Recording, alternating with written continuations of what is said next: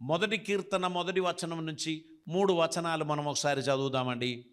దుష్టుల ఆలోచన చొప్పున నడవకయు, పాపుల మార్గమున నిలవకయు, అపహాస్యులు కూర్చుంటున్న చోటను కూర్చుండక, యెహోవా ధర్మశాస్త్రమునందు ఆనందించుచు దీవారాత్రము దానిని ధ్యానించువాడు ధన్యుడు. ఐటీ కంపెనీలో హై సాలరీ దొరికిన వాడు ధన్యుడు అని మనం అనుకుంటే, ఆ ధన్యత వెనకాల దేవుడు లేకపోతే అతడు శూన్యమే.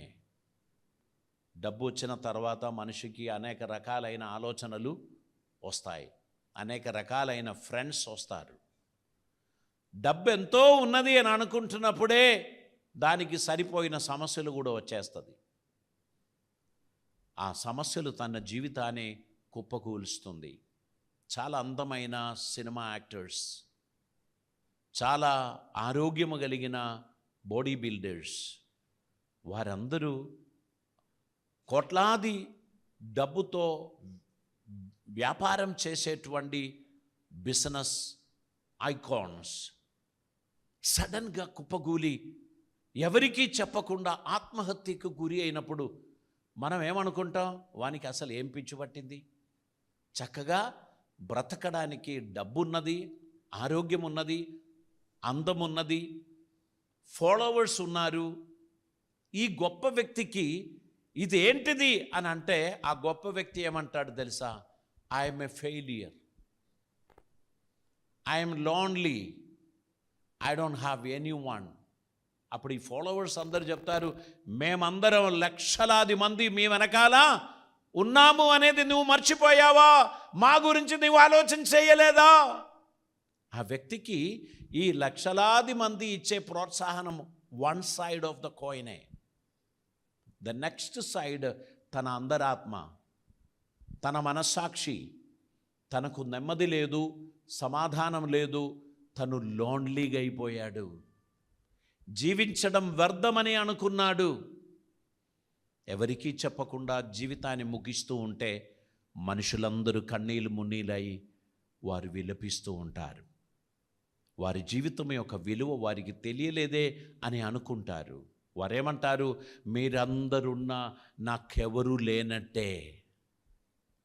అదే ఆ వ్యక్తి ప్రభుతో ముడిపడి ఉండే, అందరూ వ్యతిరేకమైన ఆ వ్యక్తి ప్రభువును బట్టి ఆనందించేవాడు, ధైర్యం తెచ్చుకునేవాడు, విజయవంతంగా ముందుకు పోయేవాడు. ప్రభువుతో కనెక్ట్ అవ్వలేదు, ప్రభువును పరిచయం చేసుకోలేదు, ప్రభువు తను ఆదుకుంటాడు అనే విషయంలో జ్ఞానం లేకపోవడం బట్టి, సృష్టికర్త అయిన దేవుడు నాకెల్లవేళలో అందుబాటులో ఉన్నాడు అనేటువంటి విషయాన్ని తెలియకపోవడం బట్టి నిరుత్సాహమునకు, నిస్పృహకు, నిరాశకు గురి అయి తన జీవితాన్ని ముగించినటువంటి పరిస్థితి మనం చూస్తూ ఉంటాం. దేవునికి స్తోత్రం. దేవుని వాక్యము దినదినం ధ్యానిస్తూ, వాక్యము చేత అనుగ్రహింపబడుచున్న ఆలోచనలకు లోనై ముందుకు వెళ్ళుచున్నటువంటి వ్యక్తి దిక్కు లేనివాడు కాదు, డబ్బు లేనివాడు కావచ్చు, కానీ ఆశ్రయం పోగొట్టుకున్నవాడు కాడు. నిరుత్సాహపడడు. ఏమీ లేకపోయినా నా దేవుడు నాకు అండగా ఉన్నాడు చాలులే అని చెప్పి ఇంకా ముందుకు పోవడానికి ధైర్యం చూపిస్తాడు, ప్రయత్నం చేస్తాడు. సమస్తం వ్యతిరేకమైంది, ఇక ముందుకు పోవడానికి ఏమాత్రం ఛాన్స్ లేదు అని అనుకున్నా సృష్టికర్త అయిన దేవుని స్వరం చెవిలో వినబడుచున్నవాడు నిబ్బరం కలిగి ధైర్యముగా ఉండు, నేను నీకు తోడై ఉన్నాను అని సెలవిచ్చిన దేవుని స్వరం, అది మనుషులు ఫ్రెండ్స్ చెప్పిన మాటల్లాంటిది కాదు. నేను నిన్ను విడువను, నిన్ను ఎడబాయను అని ఆయన చెప్పిన మాట నీ ఒంటరితనములో, పద్మోస్ లాంటి అనుభవంలో నీవు ఉన్నప్పుడు కూడా ఆ మాట నీకు ధైర్యం కలగచేస్తుంది. డాక్టర్స్ చెప్తారు లాభం లేదండి, ఇంటికి తీసుకుపోవచ్చు, అందరికీ తెలియపరచవచ్చు, ఇక బ్రతుకరు. ఆ వ్యక్తికి దేవుడు చెప్తున్నాడు, నేను నిన్ను స్వస్థపరచు నీ దేవుడనైనా యెహోవాను, అధైర్యపడవద్దు, నేను నీకు సహాయం చేస్తాను. డాక్టర్స్ చెప్పారు 6 months కంటే ఎక్కువ బ్రతకరండి. కానీ అనదర్ 6 years అద్భుతంగా నడిపించడానికి దేవుని కృప వలన వీలైంది. దేవునికి స్తోత్రం. మనుషులందరూ చేతులెత్తినప్పుడు దేవుడు చేతులెత్తడండి. మనుషులందరూ వదిలిపెట్టినప్పుడు దేవుడు వదిలిపెట్టడండి. ఆ హెన్రీ ఫోర్డ్ రోడ్డు మీద పడి ఆందోళన చెందిన యవనస్తులను తన వాహనం ఆపి రక్షించినట్లు, అది స్టార్ట్ చేసి దాని ప్రాబ్లమ్స్ తొలగించినట్లు, నీ సృష్టికర్త నీ ప్రయాణములో నీకు సలహాదారుడిగా ఉంటాడు, నీకు సహాయకుడిగా ఉంటాడు, నిన్ను చేయి పట్టి నడిపిస్తాడు. అన్ని మార్గములు మోయబడింది అని నువ్వు అనుకుంటున్నప్పుడే దేవుడు మరొక మార్గం నీ కోసం తెరుస్తాడు. నీవు ఊహించని మార్గములో దేవుడు నిన్ను నడిపిస్తాడు. నీతో దేవుడు చెప్తున్నాడు, నేను నిన్ను విడవను, ఎడబాయను, నేను నీకు తోడుగా ఉంటాను. ఆయన తన కృపను శక్తిని మనకు అనుగ్రహించి మన ఆత్మీయ జీవితంలో మనల్ని బలంగా నడిపించడానికి ఆయన ఇష్టపడుచున్నాడు. దేవునికి స్తోత్రం. కనుక మనం దేవుని వాక్యంలో వేరుపారిన వారమైతే మనకున్న ప్రయోజనం ఏంటి తెలుసా? నీటి కాలువల ఓరన నాటబడిన ఆకువాడని చెట్టు వలె ఎల్లవేళలో నువ్వు నిలవడానికి దేవుడు సహాయం చేస్తాడు. దేవుని వాక్యంలో వేరుబారిన విశ్వాసి నీకెంత వెట్టగలిగినా, ఎంత వేడి కలిగినా, ఎంత గాలి విసిరినా నువ్వు వాడవు, నువ్వు పడిపోవు. నీకు దేవుడు తోడుగా ఉండి నీకు సహాయం చేస్తాడు. నీ జీవితంలో దేవుడు అద్భుతమైన కార్యములు చేస్తాడు. మత్తయి సువార్త 4వ అధ్యాయం దాని 1వ వచనంలోనికి మనం వద్దామండి. మత్తయి సువార్త 4వ అధ్యాయం 1వ వచనం. అప్పుడు యేసు అపవాది చేత శోధింపబడుటకు ఆత్మ వలన అరణ్యమునకు కొనిపోబడెను.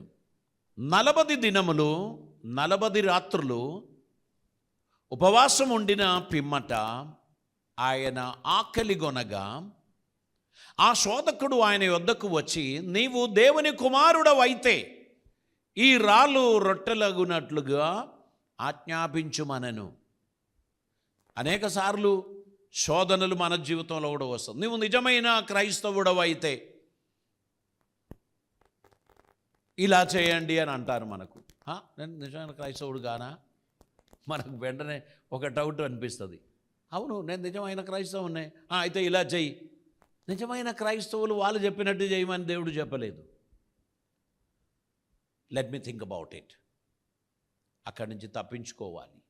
నీకు దేవుడు ఏదైతే తన వాక్యం ద్వారా కాన్ఫిడెన్స్ ఇచ్చేటువంటి వాటిలో మాత్రమే నువ్వు అభిప్రాయం చెప్పాలి.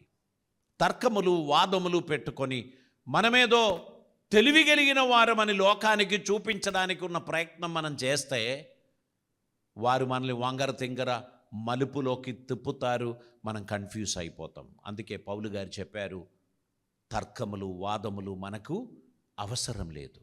దేవుడిచ్చిన రక్షణ, దేవుడిచ్చిన భక్తి, దేవుడిచ్చిన విశ్వాసం, దేవుడిచ్చిన ఈ సత్య మార్గం, దానిలో మనం నడుచుకుంటూ దేవుని ఘనపరచడానికి మనమందరం పిలువబడిన వారం అని గ్రహించి ఆసక్తిగా ప్రభు పనులో మనం ముందుకు సాగిపోవాలి. దేవునికి స్తోత్రం.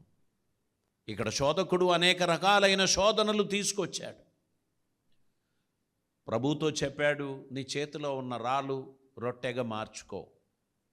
అప్పుడు వాక్యంతోనే వానికి జవాబిచ్చారు. మనిషి రొట్టెతో మాత్రమే కాదు, దేవుని నోటి నుంచి వచ్చు ప్రతి మాటల వలన జీవించును అని నీకు తెలియదా?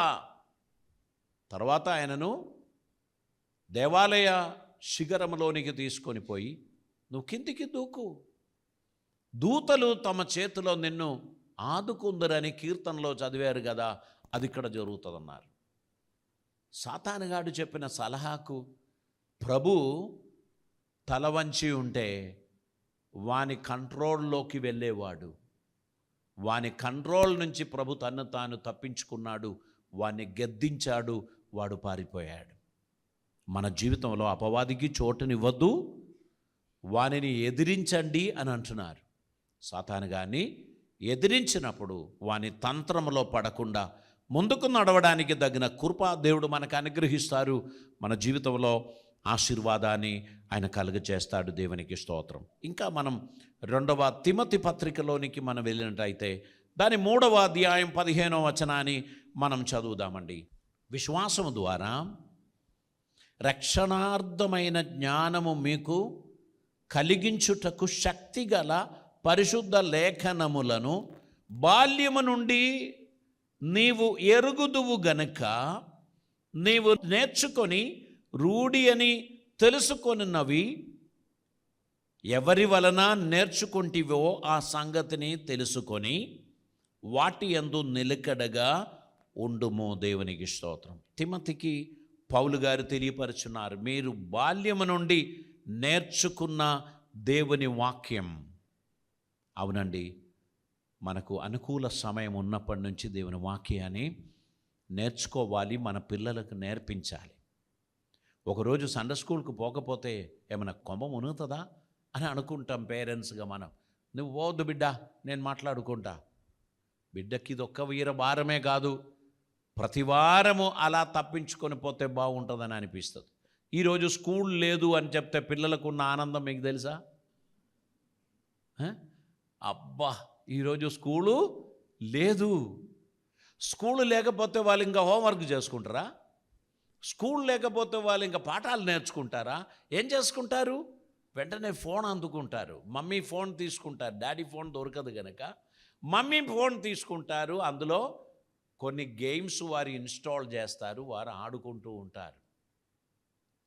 దినమంతా వారి బోధనం కూడా దొరకకపోయినా పర్వాలేదు, కానీ ఈ ఫోన్లో ఛార్జ్ ఉంటే సరిపోతుంది, వైఫై ఉంటే సరిపోతుంది.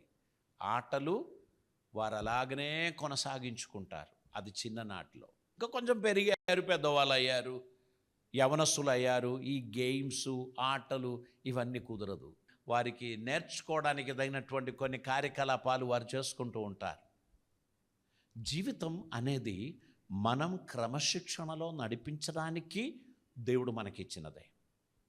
ఇప్పుడు మనం డాక్టర్ దగ్గరికి పోతే మీ షుగర్ లెవెల్ కొంచెం పెరుగుతుందండి, మీరు షుగర్ అవాయిడ్ చేయండి, స్వీట్ అవాయిడ్ చేయండి, ఇదిగో ఈ చిన్న మాత్ర వేసుకోండి అని చెప్తారు. మనం స్వీట్ అవాయిడ్ చేయడం ఎల్లప్పుడూ మనకు సాధ్యమయ్యే పని కాదు. వెడ్డింగ్ వెళ్ళినప్పుడు అక్కడ రకరకాలైన స్వీట్స్ కనిపిస్తే వెంటనే మన నోరు దాని వైపు ఆకర్షింపబడుతుంది. చిన్న చిన్నగా టేస్ట్ చేస్తూ ఉంటుంది. ఒక ఐటమా 2 ఐటమా దొరికినవన్నీ టేస్ట్ చేసి అది పెరుగుతూ ఉంటుంది. డాక్టర్ దగ్గరికి మళ్ళీ పోయినప్పుడు నేను చెప్పినట్టు మీరు చేయడం లేదు కనుక డోసు కొంచెం పెంచుతున్నామంటే అంటారు. ఈ షుగర్ ట్యాబ్లెట్స్ డోసు పెరిగే కొలది మనకేమొస్తుంది? అసిడిటీ స్టార్ట్ అవుతుంది, బర్నింగ్ సెన్సేషన్ స్టార్ట్ అవుతుంది, మనకు సడన్గా బలం లేకుండా అయిపోయినట్టు మనకు అనిపిస్తుంది, ఏదో ఒకటి తినాలని అనిపిస్తుంది, ఏదో ఒకటి త్రాగాలని అనిపిస్తుంది, కలవరం టెన్షన్ స్టార్ట్ అవుతుంది. దాంతోపాటు ఏదో ఒకటి చిన్నగా మనకు అవుతూ ఉంటుంది. ఆరంభంలో నిర్లక్ష్యం చేసినటువంటి వారికి వారి శరీరము వారి కంట్రోల్లో లేకుండా పోతుంది. మెడిసిన్ మీద ఆధారపడేటువంటి మనుషులుగా మారుతారు. మెడిసిన్ భోజనం ఒక ప్లేట్ తింటే అరచేతిలో పట్టే అంత టాబ్లెట్స్ కూడా మింగుతారు. ఆ విధంగా మనిషి బ్యాలెన్స్ చేయడానికి ప్రయత్నం చేయడంతో ఆయుష్ తరిగిపోవడం జరుగుతూ ఉంటుంది. ఆరోగ్యంగా మనం ఉండడానికి డాక్టర్ చెప్తారు, 1/2 hour morning, 1/2 hour evening walk చేయండి. మనకెక్కడ సమయం? అరగంట నడవడానికి మనకు, నేను దినమంతా నడుస్తున్నాను కదా అని మనం అనుకుంటాం. ఆయన చెప్తారు అలా కాదు, 2 చేతులు ఆడించుకుంటూ రోడ్డు మీద నడవాలి, గ్రౌండ్లో నడవాలి. కిచెన్ నుంచి బెడ్రూమ్కు, బెడ్రూమ్ నుంచి బాత్రూమ్కు పోయే నడవడం కాదు, 2 చేతులు ఆడించి చెమటలు వచ్చినట్లు నడవండి అంటారు. ఇవన్నీ దేనికోసం? మన ఆరోగ్యం సంరక్షించడం కొరకు. వాటిని నిర్లక్ష్యం చేసే కొలది మనకిష్టం లేని రోగాలన్నీ, పేరు చెప్పడానికి ఇష్టం లేనిది అన్నీ మనకు తోడవుతుంది. దాని ఇలాగా సూదితో తీసి అవతల పడేసేది కాదు. అది రాకుండా జాగ్రత్త పడేవారు ధన్యులు. అది వచ్చిన తర్వాత దాని తిప్పలు బాధలు అది వేరొక రకంగా ఉంటుంది. కనుక ఇన్స్ట్రక్షన్స్ ఫాలో చేయండి. హెచ్చరికలను నిర్లక్ష్యం చేయకండి. మీరు మీ జీవితాన్ని విలువైనదిగా భావించి మరికొన్నాళ్ళు కూడా జీవించడానికి ఆశ కలిగిన వారిగా జాగ్రత్తలు పాటించడానికి ప్రయత్నం చేయండి. మామిడి పండ్లు సీజన్లో అందరికీ కంట్రోల్ పోతుంది. ఏ డాక్టర్ చెప్పింది కూడా ఎవరూ వినరు, నేను వినను. ఎందుకంటే కొన్ని ఫ్రూట్స్ మనకి చాలా వీక్నెస్, కొన్ని స్వీట్స్కు మనకు వీక్నెస్. అప్పుడు మనం ఈ ఇన్స్ట్రక్షన్స్ అన్నీ మర్చిపోతాం. కానీ మనం ఇష్టం లేని రోగాలన్నింటినీ తెచ్చుకుంటాం. కాబట్టి ఖచ్చితంగా మనం జాగ్రత్తలు పాటించే విషయంలో లోపం కలిగి ఉండకూడదు. జాగ్రత్త పాటించే వారిగా మనం ఉండాల్సినటువంటి అవసరం ఉంది. 2వ తిమోతి పత్రిక ఇప్పుడు మనం చదివిన 15వ వచనంతో ఆనుకొని ఉన్న 16వ వచనం చదువుదామండి. దైవజనుడు సన్నద్ధుడై ప్రతి సత్కార్యమునకు పూర్ణముగా సిద్ధపడి ఉండునట్లు దైవావేశం వలన కలిగిన ప్రతి లేఖనము ఉపదేశించుటకును, ఖండించుటకును, తప్పుదిద్దుటకును, నీతి యందు శిక్ష చేయుటకును ప్రయోజనకరమై ఉన్నది. దేవునికి స్తోత్రం. దేవుని వాక్యం మనకు మల్టిపుల్ బ్లెస్సింగ్స్ ఇస్తుంది, మల్టీఫోల్డ్ ఎంకరేజ్మెంట్ ఇస్తుంది. ఈ వాక్యం ద్వారా ఏం జరుగుతుంది? ఉపదేశం ఇచ్చుచున్నది. ఈ వాక్యం ద్వారా తప్పు దిద్దడానికి ప్రయోజనకరంగా ఉంది. ఈ వాక్యం ఖండించుచున్నది. ఎవరినైనా పిలిచి మనం ఊరికే ఖండిస్తే మనుషులు ఊరుకుంటారా? నువ్వెవరు నన్ను ఖండించడానికి అంటారు. కానీ దైవజనుడు వాక్యం ద్వారా ఖండిస్తున్నప్పుడు హృదయంలో కత్తితో పొడిచినట్లు ఒక నొప్పి, ఒక బాధ, ఇది నా విషయం ఆయనకట తెలిసింది. నాతో మాట్లాడుచున్న ఈ మాటలు నిజంగా నాకు అవసరమైనది అని అనుకొని అక్కడ కూర్చొని, లార్డ్ ఫర్గివ్ మీ, క్షమించు దేవా, అవును ఈ సందేశం నాతోనే మాట్లాడాడు, నా జీవితం మార్పు చెందవలసిన అవసరం ఉంది, నా నిర్లక్ష్య జీవితం నాకెంతో నష్టం కలుగజేస్తుంది అనేది గ్రహించి కూడా మొండోడిగా మనం ముందుకు వెళ్తామా? బుద్ధిహీనునిగా మనం ప్రవర్తిస్తామా? మూర్ఖత్వంలో మనం జీవిస్తామా? దేవుడు హెచ్చరికలు ఇస్తున్నప్పుడు మనం వాటిని గుర్తుంచుకోవాల్సినటువంటి అవసరం ఉంది. విశ్వాసులం, రక్షణ పొందిన వారం, ఆరాధనకు వస్తున్న వారం, దేవునికి కానుకలు ఇస్తున్న వారం నిర్లక్ష్యంతో జీవించడమును బట్టి, పాపం మనలని ఏలుచున్న కారణమును బట్టి తప్పించుకోవడానికి ఎన్నో హెచ్చరికలు దేవుడిచ్చిన వాటిని నిర్లక్ష్యం చేసుకున్న కారణమును బట్టి మనము అందులో ఇరుకిపోయినటువంటి వారిగా జీవితాన్ని నాశనం చేయటం జరుగుతుంది. మిత్రమా, దేవుని వాక్యం నీకిచ్చుచున్న హెచ్చరికలను జీవితంలో పాటించడానికి ప్రయత్నం చేయండి. దేవుని వాక్య ఖడ్గం మనం సరిచేస్తున్నప్పుడు నొప్పి కలిగినా నువ్వు నెగటివ్గా మారొద్దు. ఇది నా మేలు కోసమే.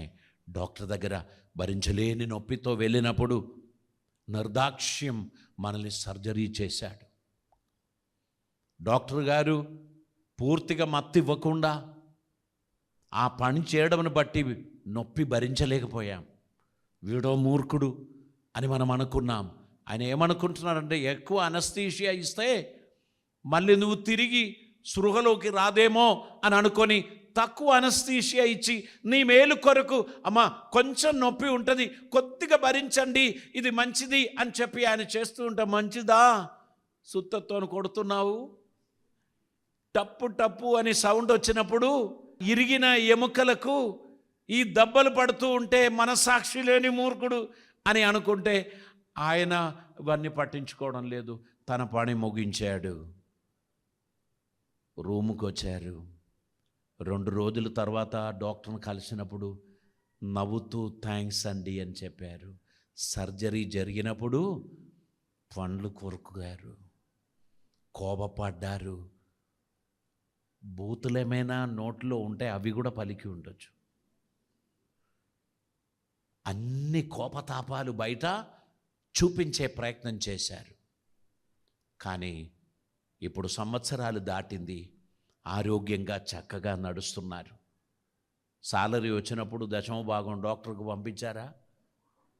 పంపలే. అప్పుడే బాగా తీసుకున్నాడు కదా. బాగా తీసుకున్నోడు బాగా చేశాడు కూడా, చాలా చక్కగా చేశాడు. ఇన్ని సంవత్సరాలైనా ఎటువంటి కాంప్లికేషన్స్ లేకుండా నువ్వు ఆరోగ్యంగా ఉంటున్నావు అంటే ఆయన శ్రద్ధ కలిగి నీకు సర్జరీ చేశాడు. సర్జరీ చేసినప్పుడు నొప్పి ఉంటుంది. ఆ చీము బయటికి తీయడానికి ఒత్తినప్పుడు ప్రాణం పోయిన నొప్పి జీవితంలోకి వచ్చింది. కానీ ఆ చీమంతా పోకుండా పైన ప్లాస్టర్ వేసి అది కడితే ఆ రోగి నయం అవ్వదు. అందులో ఉన్న చీమంతా బయటికి తీయాల్సిందే, సరైన ట్రీట్మెంట్ చేయాల్సిందే. దేవుని వాక్యం కూడా ఎప్పుడు ఊది చెప్పేది కాదండి, సర్జరీ చేసేదే. దేవుని వాక్యం నీలో ఉన్న మస్టు కరగదీయడానికి అది ప్రయోజనకరమైనది. అది వాడిగల ఖడ్గం లాంటిది. జీవితమును సరిచేసుకోవడానికి మనల్ని మనం సమర్పించుట ద్వారా, దేవుని చిత్తం నెరవేర్చడానికి మనల్ని మనం సమర్పించుట ద్వారా దేవుడు మన జీవితంలో అత్యద్భుతమైన కార్యాలు చేస్తున్నాడు అనేటువంటిది మనం గ్రహించాలి. మీరు సక్సెస్ అయినప్పుడే మీ పేరెంట్స్ సక్సెస్ అవుతారండి. మీరు ఉన్నతమైన స్థాయికి ఎదిగినప్పుడే మీ పేరెంట్స్కు విలువ వస్తుందండి.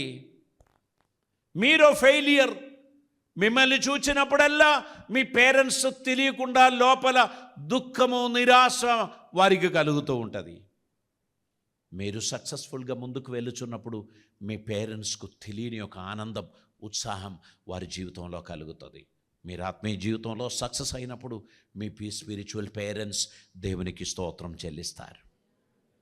మీరు దేవునిలో ఆనందిస్తున్నప్పుడు, మీరు దేవుని కొరకు ఆసక్తిగా నిలబడినప్పుడు మీ స్పిరిచువల్ పేరెంట్స్ దేవునికి కృతజ్ఞత తెలియపరుస్తారు.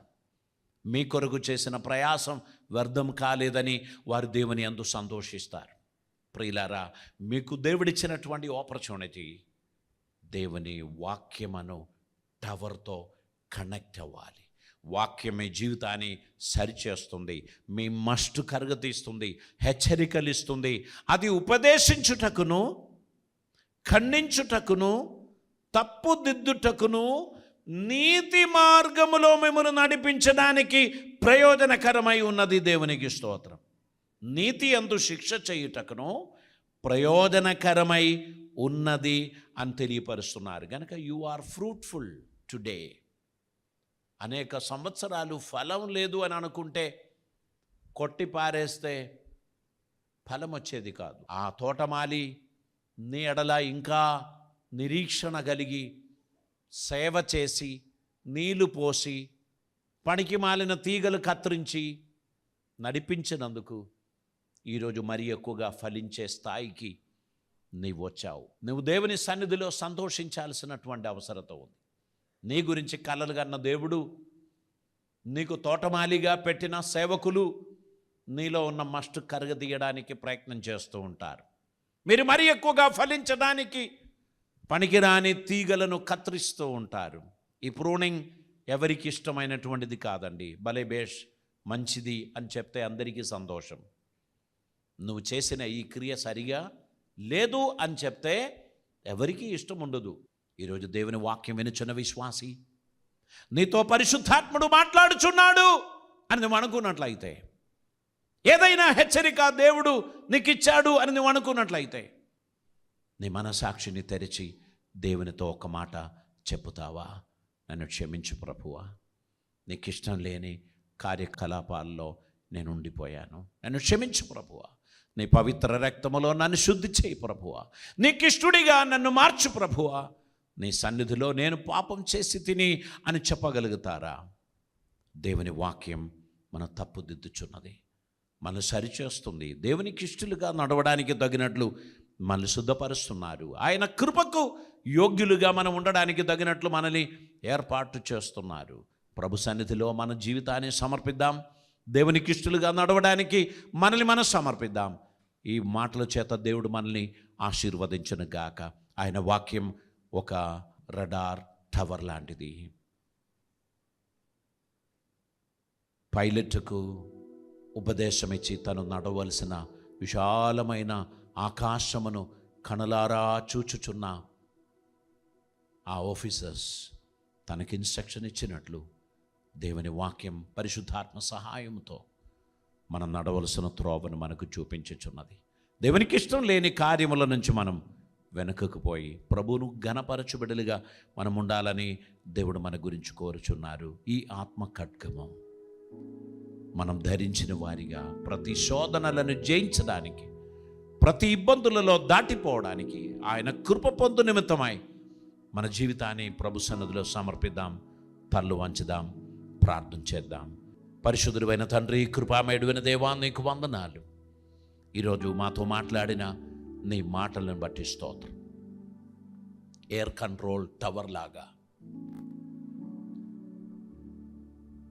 ఈ యొక్క వాక్యం మా జీవితంలో ప్రతిదినం హెచ్చరిక చేస్తూ మమ్మల్ని నడిపిస్తున్నందుకు నీకు వందనాలు. మా జీవితంలో మేము మార్పు చెందవలసిన ఏరియాలో జాగ్రత్త కలిగిన వారిగా నడవడానికి నీ కృప మాకు అనుగ్రహించమని ప్రార్థిస్తున్నాం.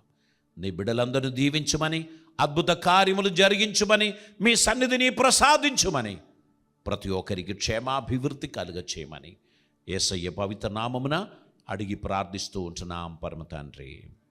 ఆమేన్.